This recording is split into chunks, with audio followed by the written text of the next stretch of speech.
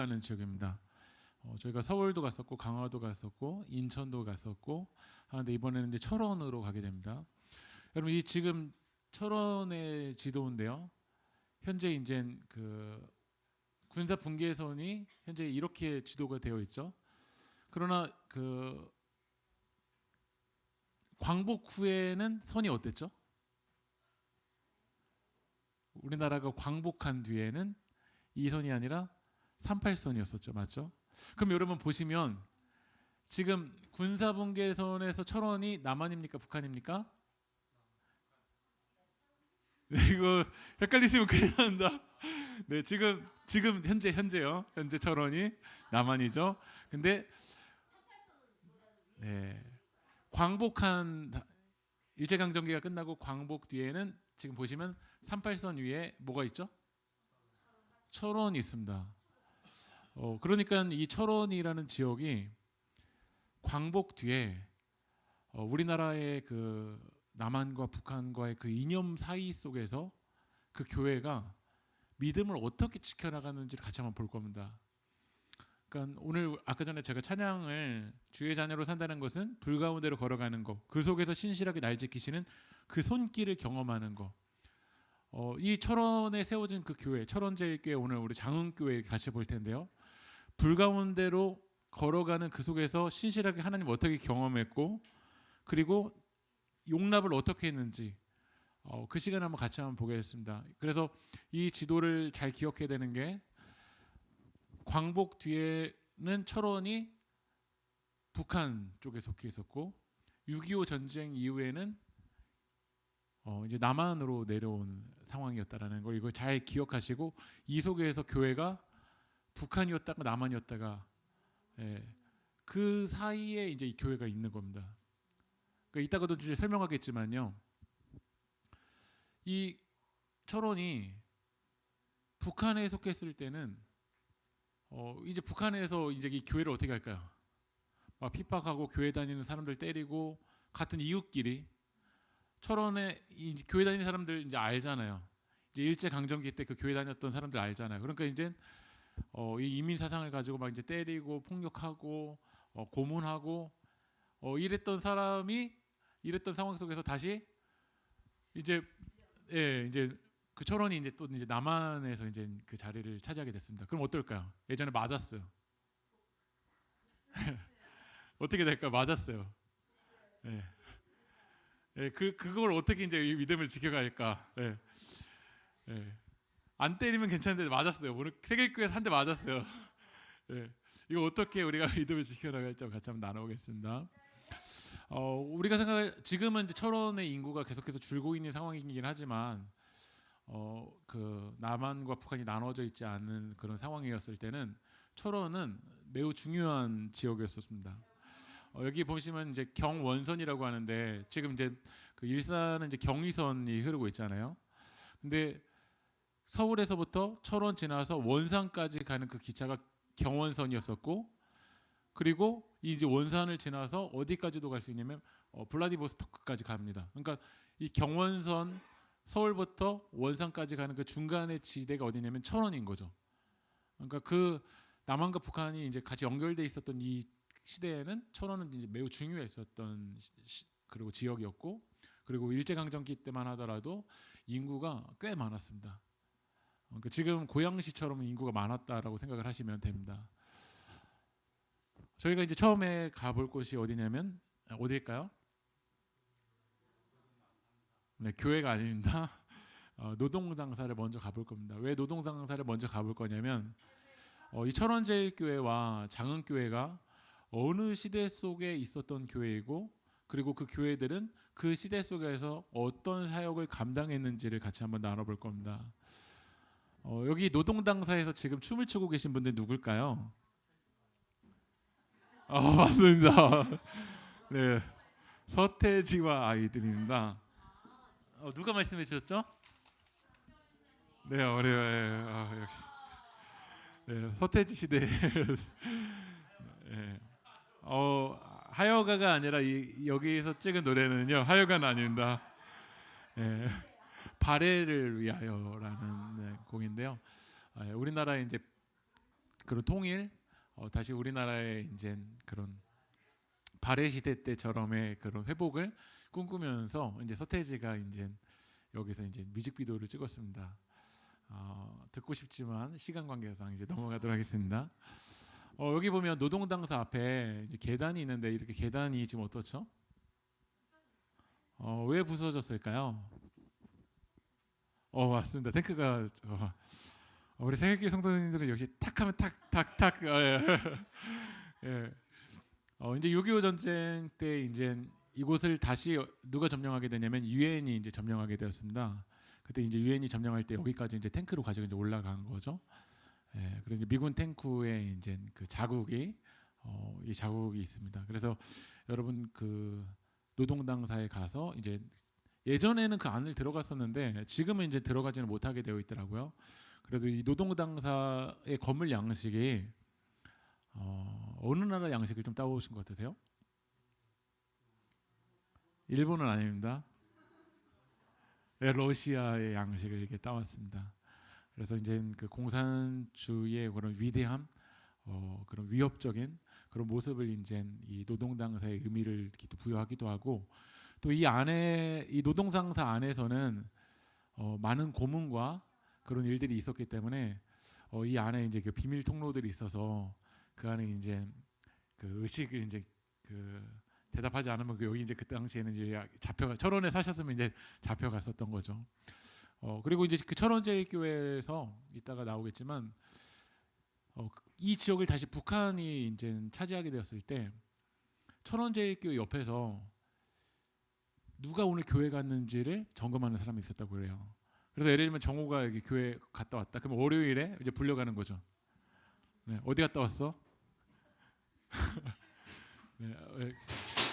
네, 지금 저렇게 됩니다 이제.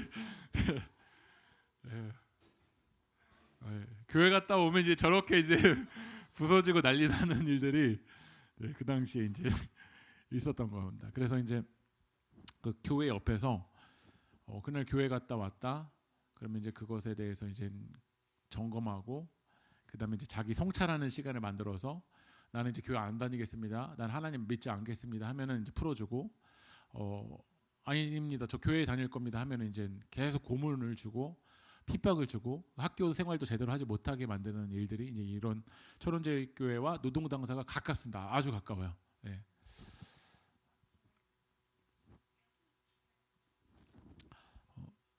이제 철원제일교회와 이제 그 장흥교회를 보면서 우리가 어떤 배경 속에서 봐야 되냐면 첫 번째로는 이제 일제강점기 시대 속에서 교회의 역할은 무엇이었는가? 지금도 우리가 이 자본주의 시대에 살아가고 있고 우리 시대 속에서 이제 전쟁도 있고 우리 시대 안에서 지금 환경적인 그런 상황도 있는데 교회는 과연 어떤 역할을 해야 될까? 그러니까 이 지역에 교회가 들어왔었을 때 교회를 통해서 지역이 살아났어요. 그 당시에 철원제일교회에서 했었던 일들이 무엇이었냐면요. 일본이 우리나라를 침략하고서 너무 가난한 거예요. 그러니까 애들이 영양실조에 걸리는 거예요. 오늘처럼 뭐 국수 먹는 거 그 당시에 꿈도 못 꿉니다. 뭐 빵, 과자 꿈도 못 꿉니다. 그러니까 애들이 왜 죽냐면 굶어 죽는 겁니다. 그래서 그때 선교사님들이 와서 교회를 통해서 선교센터를 만들면서 영양실조에 걸려 있는 아이들 그들을 위해서 보육원을 만들고 그들이 이제 영양을 공급받을 수 있는 일들을 누가 한 거냐면 교회가 한 겁니다. 그러니까 교회를 통해서 아이들이 살아나고 또 아이들에게 영양만 공급한 게 아니라 교회에서 아이들을 가르치고 우리가 자유 독립 국가인 거 독립에 대해서 개양한 거 그것이 이제 누가 한 거냐면 교회가 그 일을 감당했던 거죠. 그리고 이제 그 우리나라가 일제 강점기 끝나고 이제 그 분열되어 있는 우리 남쪽은 또 미국에서 차지하게 되고 북쪽은 또 이제 소련에서 차지하게 되면서 이념이 이제 갈등 속에서 교회가 그 중간에서 특별히 철원이 그 중간 지대에서 큰 고난과 위협이 있었습니다. 이제 우리가 이제 오늘 이제 수요일날 가볼 교회인데요. 이 교회 이름이 뭘까요? 철원제일교회입니다. 근데 가보면 철원제일교회는 이렇게 돼 있습니다. 저희는 가보면 이 건물이 없고 이렇게 되어 있는 곳을 볼 겁니다. 예. 왜 지금 그 교회가 이렇게 되었냐면 이제 유엔이 이제 6.25 전쟁 때 철원을 공격을 해야 되는 거예요. 그래야지 이제 우리가 이제 이길 수 있다고 생각이 들었는데 그 당시 이제 인민군들이 어디에 많이 숨게 되었었냐면 교회는 안 건드리겠지. 그래서 이제 교회로 이제 숨어 들어간 겁니다. 그 속에서 이제 미사일 이제 하늘에서 이제 막 쏜 거죠. 그러면서 이제 그 당시에 있었던 그 교회가 이렇게 이제 다 무너지게 되었습니다. 이 철원제일교회는 웰번 선교사님이 이제 처음 이 철원 지역에 가서 복음을 전하면서 세워지게 되었는데 이 웰번 선교사님은 북장로교 선교사님입니다. 근데 철원제일교회는 여러분 검색해 보시면 감리교로 나옵니다. 왜 장로교 선교사님이 세웠는데 지금 철원제일교회는 감리교가 됐을까요? 이게 우리나라 선교의 역사를 보면 되게 재미있는데요. 장로교 선교사님이 세우면 제가 김기성 목사가 저희 교회 이렇게 개척할 때 제가 감리교 학교를 나오고 감리교에서 안수를 받아서 저희 세길교회가 세길 장로교입니까? 세길 감리교입니까? 근데 왜 웰번 선교사님이 장로교 선교사님인데 철원제일교회는 감리교가 돼 있을까요? 왜 이런 일이 벌어졌냐면요. 1907년도에 우리나라 선교사님들이 선교지 분할 정책을 펼칩니다. 그러니까 이게 이 지역에 와서도 선교사님도 이제 사람이잖아요.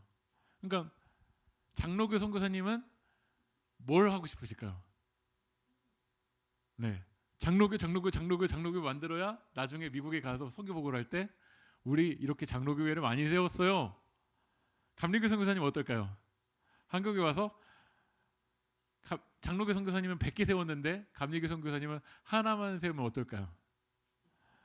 가서 이제 선교 보고를 할 때 이제 막 그런 이제 열등감 그런 것들이 이제 생기게 될 수가 있잖아요. 그래서 이게 참 우리나라에서 좋은 역사이라고 생각하는데요. 선교사님들이 모여서 우리 싸우지 말고 하나님 나라의 관점이니까 이 지역은 캐나다 장로교회, 이 지역은 북장로교회, 이쪽은 남장로교회, 이쪽은 북감리교회, 이쪽은 남감리교회가 그 지역을 정책적으로 맞자라고 한 거예요. 이해가 되시겠죠? 근데 지금은 이제 선교사님들이 그렇게 정책을 펼쳐왔는데 지금 참 안타까운 게 한 지역에 한 교회가 이렇게 세워지기보다는 이제 또 교회도 막 서바이벌과 이 경쟁 막 장난 아니게 돼버린 것 같아요. 그러니까 선교사님들은 하나님 나라에 대한 그 교회에 대한 그 관점을 가지고 이렇게 선교지 분할 정책을 세우고 그래서 이제 여러분 보시면 강원도를 어디 지역이 맡았나요? 이 연두색을 보시면 여기가 남감리 교회가 맡은 겁니다. 그래서 웰번 선교사님은 북장로교 선교사님이시지만 철원제일교회가 선교지 분할 정책 뒤에 뭐가 됐죠? 남감리교회로 이전이 되었습니다. 그러니까 이게 하나님 나라의 관점으로 하니까 가능한 거예요. 근데 만약에 웰번 선교사님이 이거 내가 세웠어, 이거 우리 무조건 북장로교회 해야 돼 하면 어땠을까요? 여기 안에서 싸움이 일어나고 막 그랬을 거예요. 그런데 웰번 선교사님 그걸 내려놨어. 북장로교면 어떻고 남감리면 어떠냐? 하나님 나라를 같이 세워가면 좋지. 네. 그러니까 교회는 공교회에 대한 입장을 잘 세워야 돼요. 그러니까 니케아 신조에 교회가 뭐냐라고 얘기했을 때 교회는 하나의 교회라고 했어요.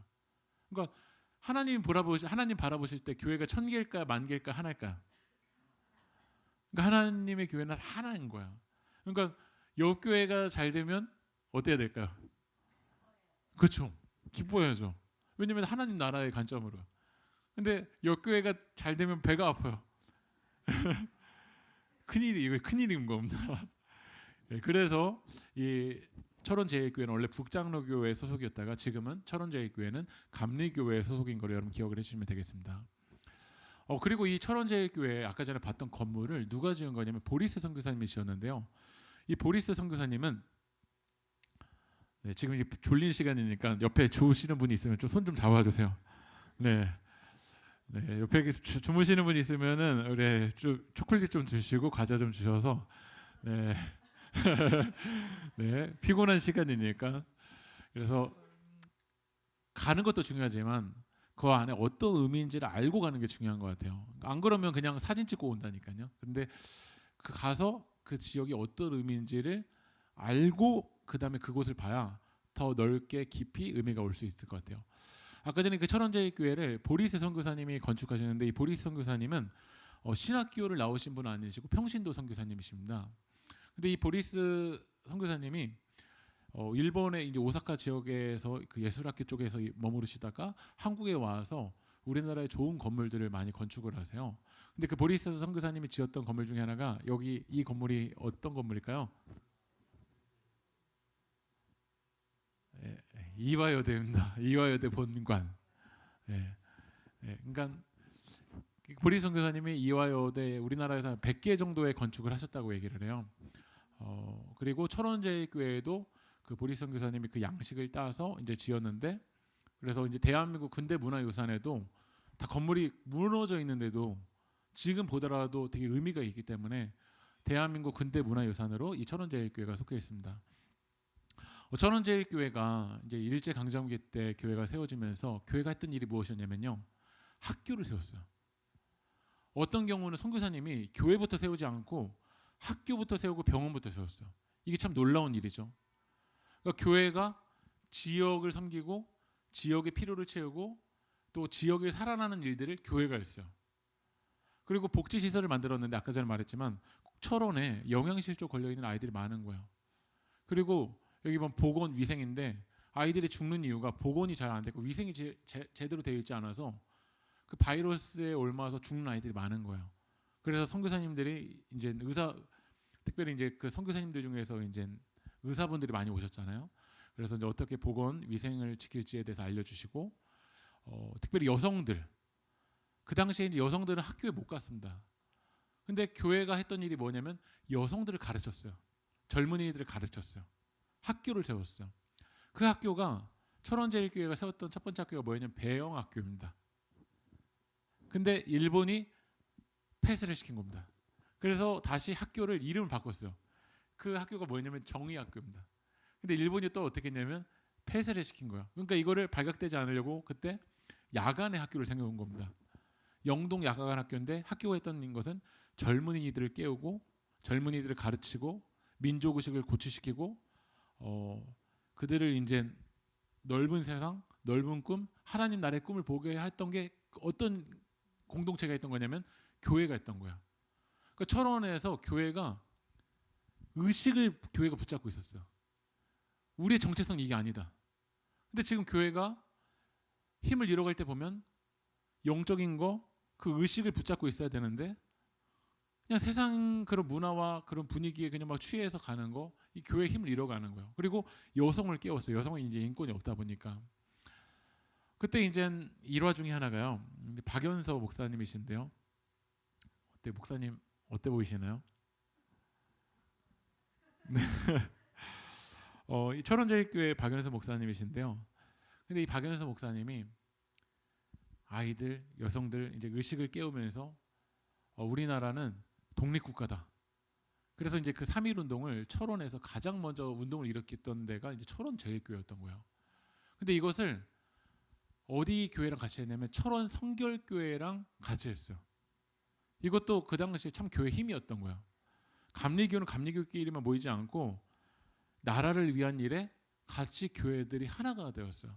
그래서 철원 성결교회 박진서 전도사님이랑 같이 함께해서 교회에서 뭐 했냐면 태극기 만들고 250명이 뭐 했냐면 독립 만세 운동을 이 철원 제일교회가 했던 거예요.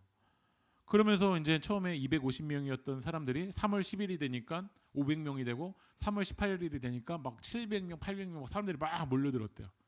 그러니까 나라를 깨우는데 교회가 앞장섰던 거죠. 그리고 그 당시 이제 철원제일교회가 보시면 이제 600명, 철원에서 600명 모이는 교회가 된 거예요. 그러니까 그 당시에는 완전 초대형 교회였던 거죠, 사실. 근데 이제 교회 안에서 어떤 일들이 이제 일화들이 있는데 교회가 육합상회라는 그 상회를 만들었다고요. 상회를 만들었더라고요. 육합상회.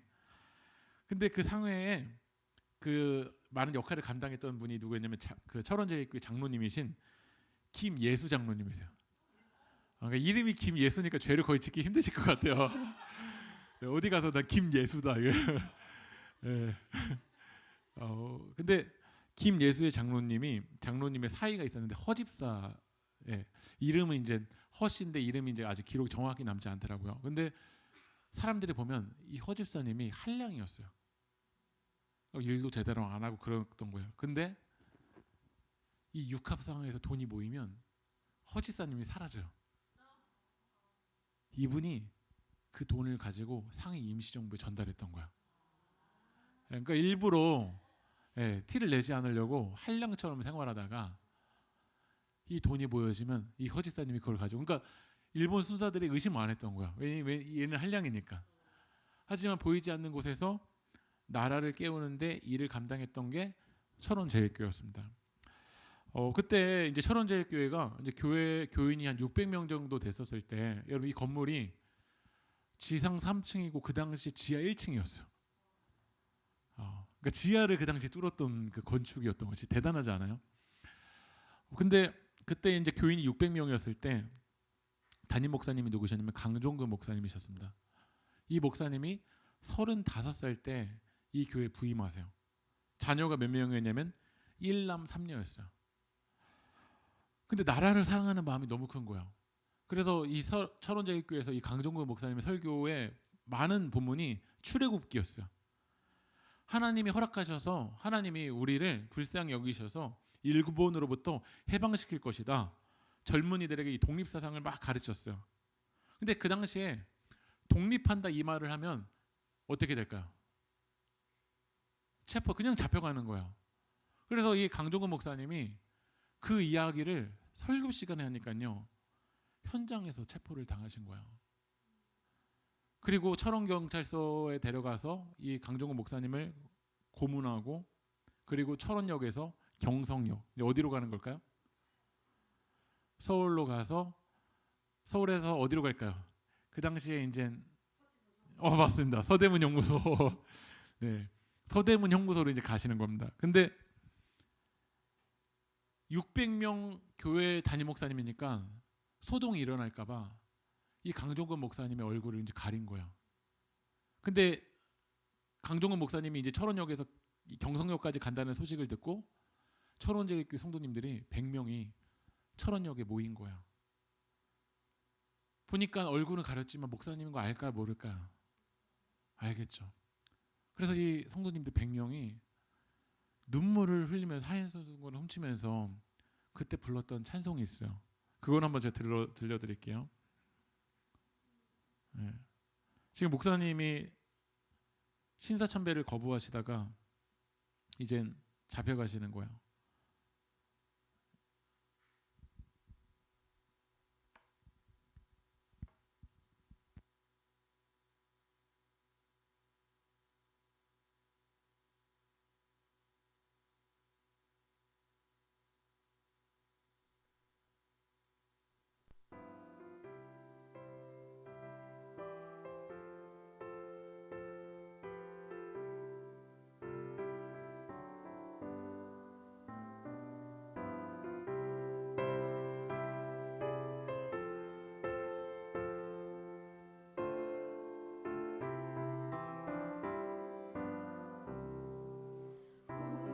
우리 다시 만날 때까지 하나님이 함께 계셔 훈계로서 인도하며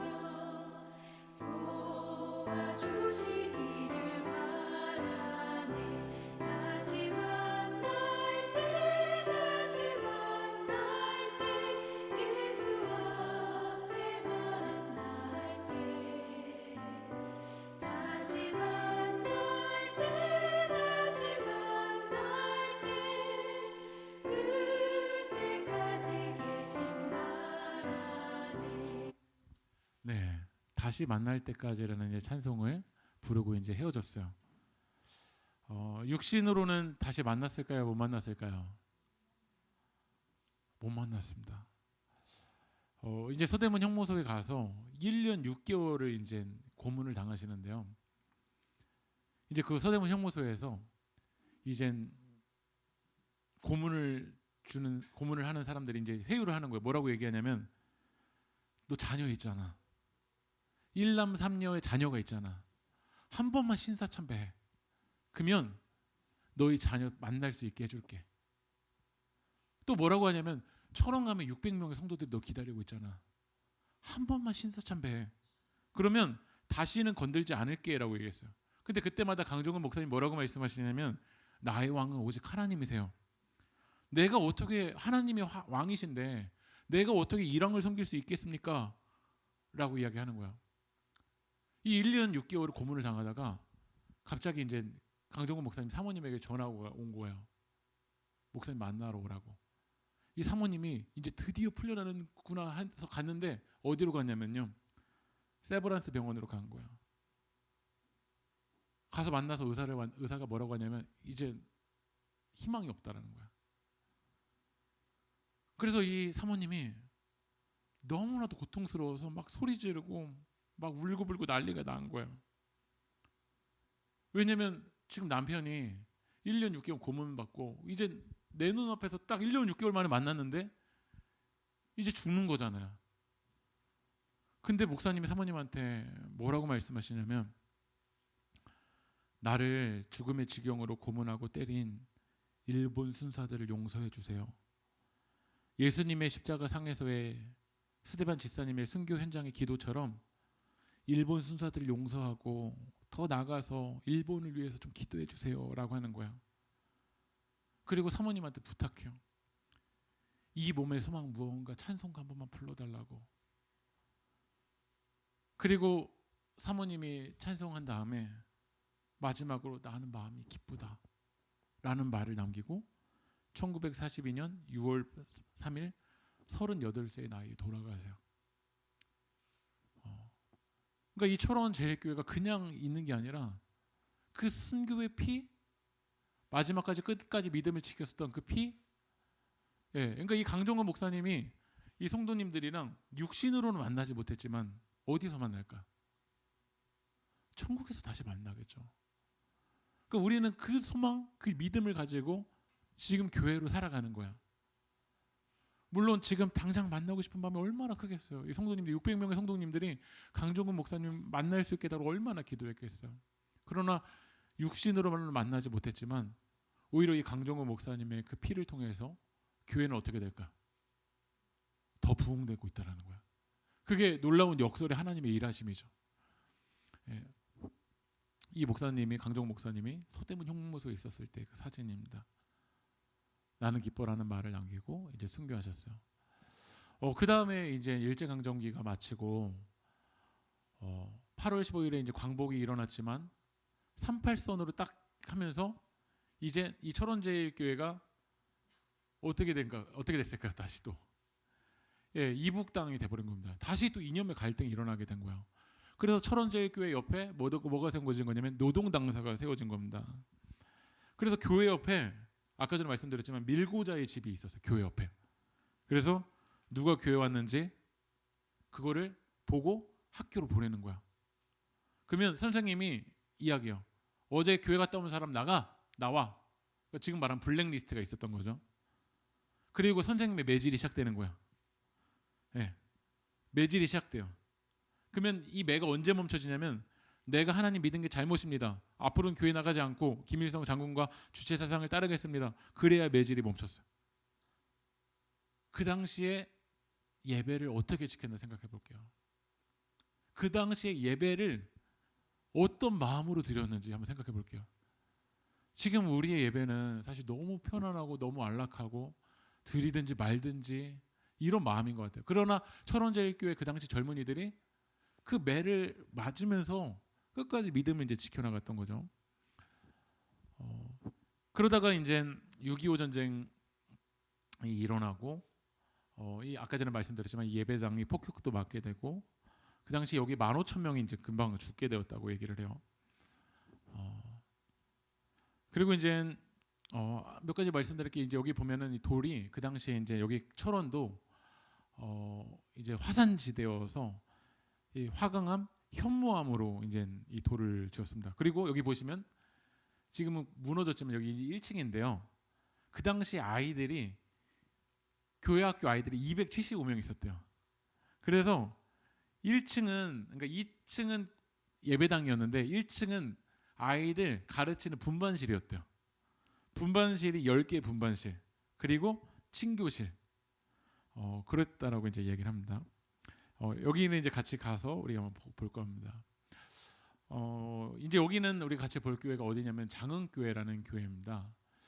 아까 전에 철원제 교회는 외국 선교사님이 세웠지만 이 장흥교회는 한국 목사님이 이제 세운 교회입니다. 근데 이 장흥교회도 어떤 상황이냐면 이제 북한이었다가 남한이었다가 북한이었다가 이런 상황이 있죠. 근데 이 철원제 여기 이제 장흥교회인데 장흥교회가 세웠던 학교는 뭐 어떤 학교였냐면 영생학교라는 학교예요. 그래서 그 학교도 주민을 깨우고 젊은이를 깨워서 계몽시킨다, 민족의식을 가지게 한다는 목표를 가지고 학교를 감당했고 또 이 철원제일교회 박경록 목사님이 계시는데 이 박경록 목사님이 우리나라의 첫 번째 수도원, 첫 번째 기도원인 대한수도원을 이 박경록 목사님이 세우셨습니다. 그러니까 철원 제 친구들도 이제 철원에서 목회자가 되신 분들이 많은데 같이 기도하면 막 2시간씩 기도하는 거예요.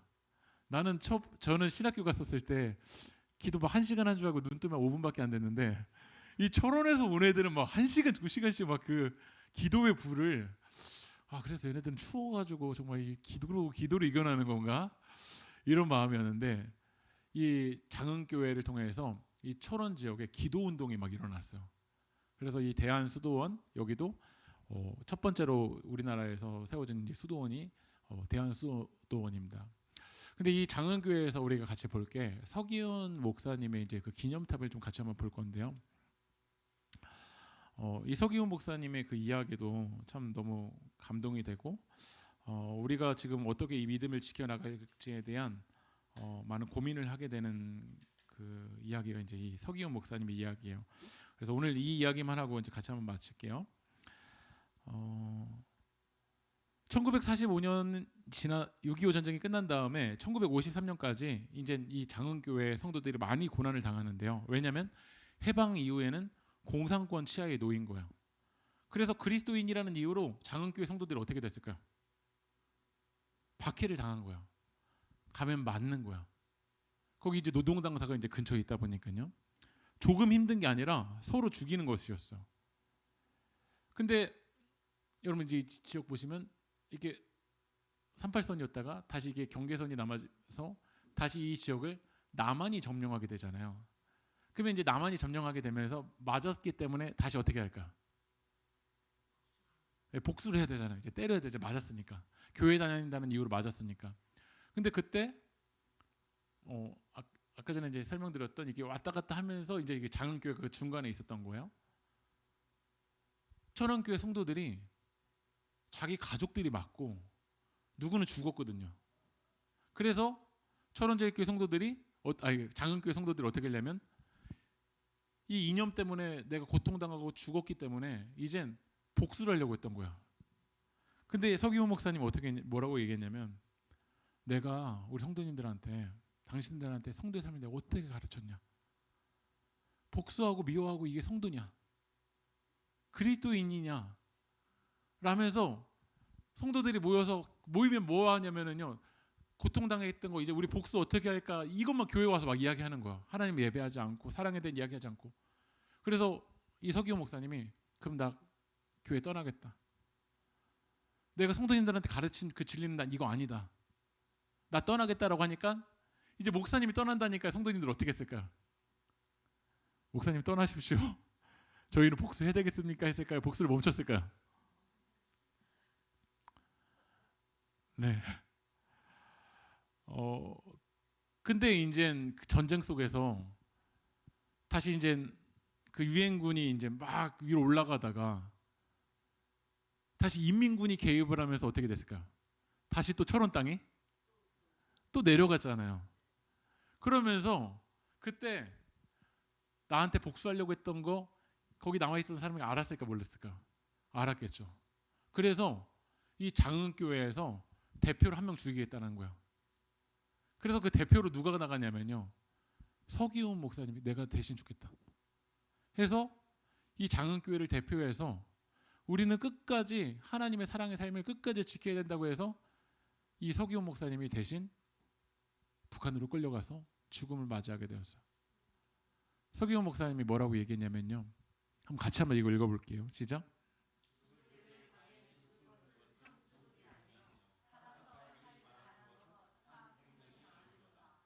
네, 죽을 때를 당해서 죽는 것은 참 죽음이 아니고 살아서 살기를 바라는 건 참 생명이 아니로다. 예, 이 의미가, 이 문구가 지금 2024년에 신앙생활하는 우리들에게는 어떤 의미일지, 어떤 고민일지 다시 한번 되돌아보는 여러분들이 되었으면 좋겠습니다. 이제 마지막으로 아까 전에 우리 강종근 목사님이 돌아가시기 전에 아내에게 이 찬양 한 번만 불러달라 했던 찬양이 무엇이죠? 네, 그 찬양만 같이 한번 듣고 마치겠습니다.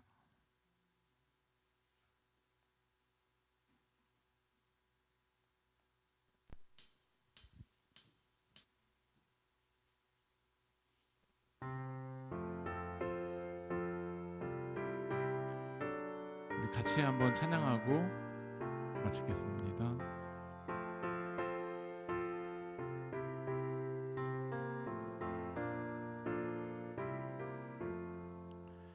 이 몸의 소망 우리 주 예수뿐일세.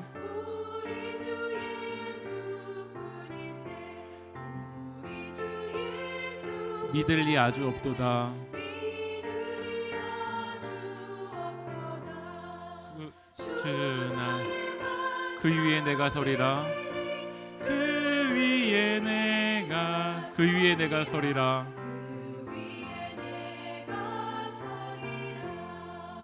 기도하겠습니다. 하나님 감사합니다. 철원 땅에서 일제 치하 속에서 고통당하고 남한과 북한으로 나눠지며 이념과의 그 갈등 속에 교회가 있었지만 교회는 지역을 살리고 지역을 사랑하고 원수까지도 사랑하고 하나님이 아닌 것에는 절하지 않는 그 순교의 피를 통해서 교회가 그 지역을 살린 줄 믿습니다. 그러나 교회로 살아가고 있다라고 말하는 우리들이 지금 어떤 태도와 어떤 자세와 어떤 마음으로 우리가 이 길을 걸어가고 있는지 다시 한번 되돌아봅니다. 수요일 철원 성지순례를 통해서 우리가 그 땅을 밟을 때 다시 하나님 우리 안에 첫사랑이 회복되게 도와주시고 우리 안에 믿음의 야성이 회복되게 도와주시고 하나님 외의 것에 타협하였었던 그런 안일한 타협 신앙이 주님의 십자가 앞에 내려놓고 회개하는 시간이 될 수 있도록 성령님 우리를 붙잡아 주시옵소서. 일으키시고 역사하실 주님을 찬양하며 이 모든 말씀 살아계신 예수님의 이름으로 기도합니다. 아멘. 네, 우리 그 영상은 저희 세계교회 유튜브에 올려놓을 테니까요. 다시 한번 보기 원하시는 분 또 오늘 못 오셨는데 영상 그날 오시는 분들은 영상 좀 공유해 주셔서 공부하고 오는 게 참 중요하니까 같이 의미를 나눠주시면 감사하겠습니다. 우리 수요일 날 뵐 텐데요. 제가 한 번 더 문자로 장소나 모여야 되는 시간들 다시 한번 공지해 드리도록 하겠습니다. 한 주간 믿음으로 승리하십시오.